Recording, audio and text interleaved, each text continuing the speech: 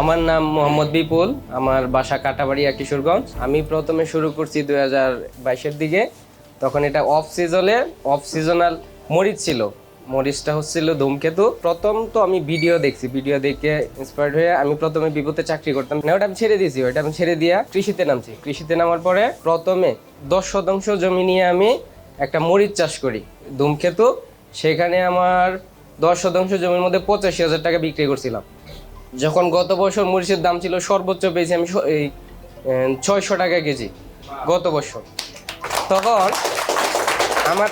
আমার ওই এলাকায় একমাত্র আমি ব্যক্তি ছিলাম যে মালচিং ব্যবহার করে চাষাবাদ করতাম। তখন ওই মালচিং বিছাইতে যাইয়া আমার কিছু এই অভিজ্ঞতার কথা বলি, মানে যেগুলো মানুষ আমাকে বলছে যে জমিতে যখন আমি পলি বিছাইছি, মালচিং পেপার বিছাইছি, তখন আমাকে মানুষ এক প্রকার পাগল বলছে।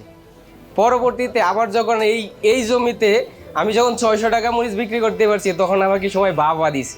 ওই জমিতে আবার মরিচ চাষ করার পরে আমি এগ্রনের এই ছক্কা প্লাস ছক্কা সুপার 2টা করলা জাত লাগাইছি। ওই 10 শতক জমি থেকে 75,000 টাকা বিক্রি করছি।